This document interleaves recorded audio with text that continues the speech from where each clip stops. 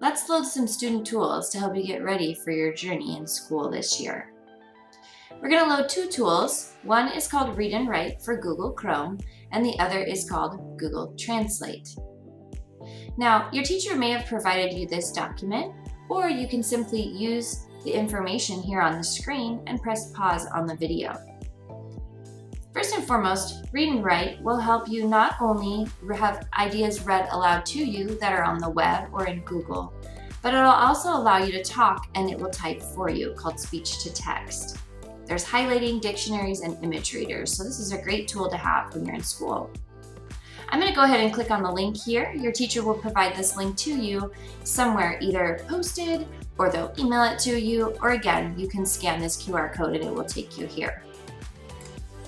When I click this link, it takes me to the Chrome Web Store, and this is an extension. Extensions live up here in your puzzle piece, and they are little extras that help you get your work done. To load the extension Read&Write for Google Chrome, simply click Add to Chrome, and make sure to always accept any permissions or connect it to your Google Drive. Now you'll see a message here that says it's been added, but when I click the X button, it will disappear. That simply means it lives under your puzzle piece. And if you'd like to see it at all times, which I usually do, I open the puzzle piece and click the blue pin to pin it. The second tool we're going to load today is called Google Translate. You may have heard of Google Translate as a website, but Google Translate as a tool will also be an extension that you can use to help translate web pages. Again, I'm going to click on this link, but you can use the scan tool as well. And again, let's repeat that. Add to Chrome, add extension. And when you get this message, it means it's been loaded. You can simply X out, click under the puzzle piece, and find Google Translate and pin it. So now let's see how to use these new tools that we just added to help us when we're on websites or using any of our Google tools in our Google Suite. So first and foremost, I'm on a website here, and I notice there's a lot to read. Up here at the top, Read&Write, this purple puzzle piece with the R and the W, if I click that, a toolbar will appear. And sometimes it takes just a few seconds, so be patient. Now, if I want this read to me, I simply highlight the text that I would like read and press the play button. Job description. How many times have you heard "just do it" or "got milk"? Some ads have a way of sticking with you. And press the stop button for it to stop reading. Now, I do have some other tools available to me. If I'm not sure what a word is, I can highlight it and press Picture Dictionary, and it will give me some icons to help me think about what this might mean.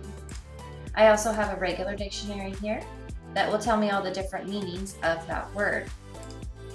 And finally, if I needed to type something, I see that I have a headphone here, and I could click this button and it would type for me.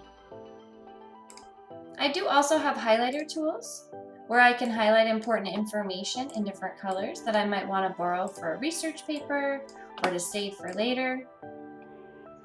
And if I press this Gather Highlights button, it will collect that information for me and it will put it on a new document saved in my Google Drive.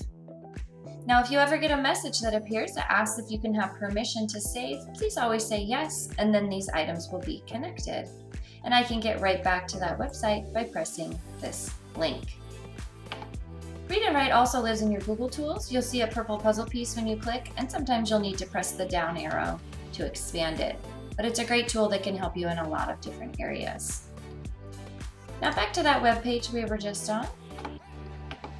If I would like some of this information translated for me, that's where my Google Translate button comes in to help. Now, Google Translate right now, when I first translate, if I simply hit translate this page, you might notice nothing happened. And that's because I have not set the language that I'd like to use on a regular basis. And this is something your teacher can help you with, but I'll show you how to do it as well. So before I use Google Translate, I like to go into this little tiny button that says Extension Options. and it asks what my primary language is. So if my primary language was Greek, for example, I would choose Greek and save. Now I'm going to head back to that website I was just on. When I click Google Translate and translate this page, it already knew that I wanted Greek, and so it gave that information to me. On the right-hand side, I have an X button. I can X to close Google Translate, and the X button will close Read and Write. So I hope those tools will be helpful to you in your journey.